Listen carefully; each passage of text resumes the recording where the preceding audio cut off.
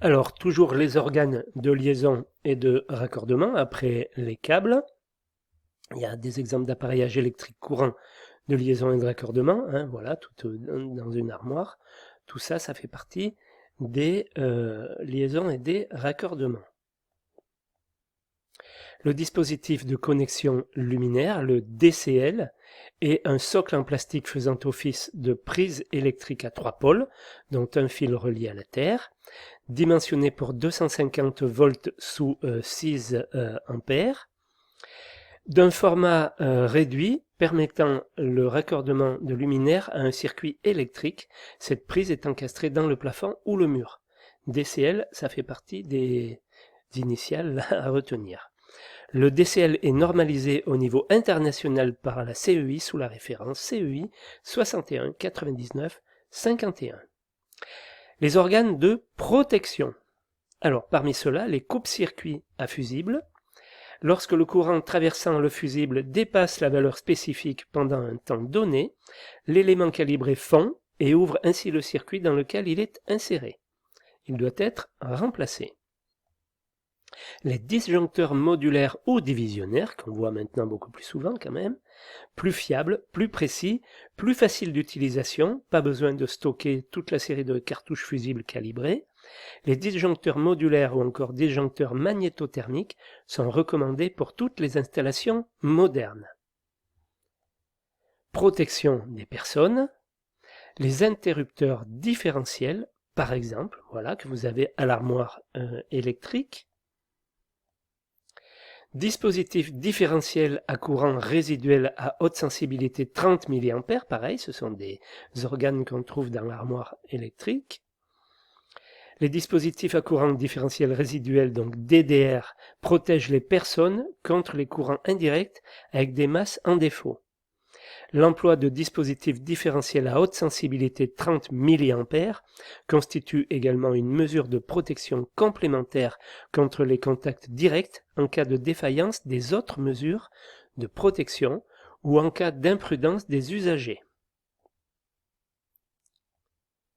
Les tableaux de distribution. Le tableau de répartition électrique distribue, contrôle et protège les différents circuits électriques qui alimentent chaque pièce. Il garantit également la sécurité des personnes et celle de toute l'installation.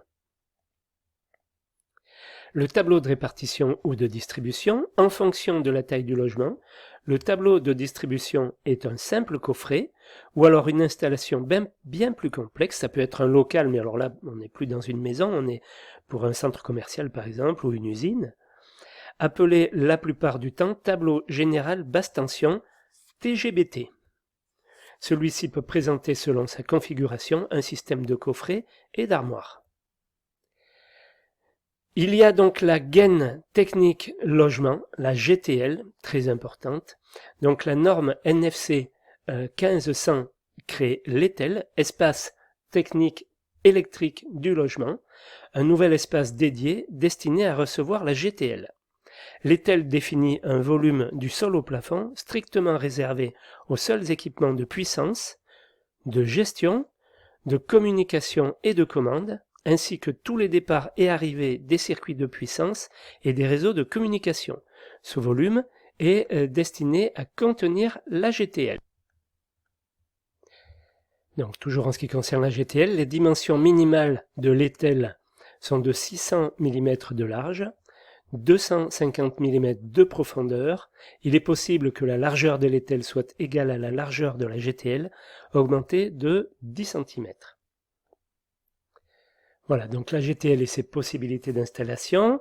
Elle regroupe l'ensemble des équipements de protection, de commande et de communication du logement. Donc, elle est obligatoirement située à l'intérieur du logement ou dans un local annexe directement accessible.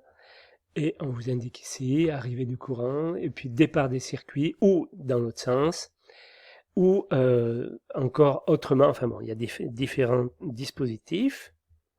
Et en voilà donc un modèle avec ces dimensions donc de GTL. Ensuite, les organes de contrôle et de comptage. En plus des bénéfices apportés en termes de comptage et de gestion du réseau électrique, le compteur Linky contribue à maîtriser la demande et générer ainsi des économies d'énergie pour l'utilisateur. Il centralise la gestion du chauffage électrique, permet à l'utilisateur d'être toujours informé de ses consommations électriques et du tarif en cours et à venir et peut délester un circuit électrique en fonction du tarif. Les interventions telles que le relevé de compteur, le changement d'abonnement ou encore la mise en service peuvent désormais être faites à distance par le gestionnaire du réseau. La réduction des dépenses énergétiques liées au Linky est évaluée entre 5 et 15% par l'ADEME, à voir quoi. Voilà. Voilà donc sur ces différents appareillages, donc très important, retenez bien ce qui est dit dans cette vidéo.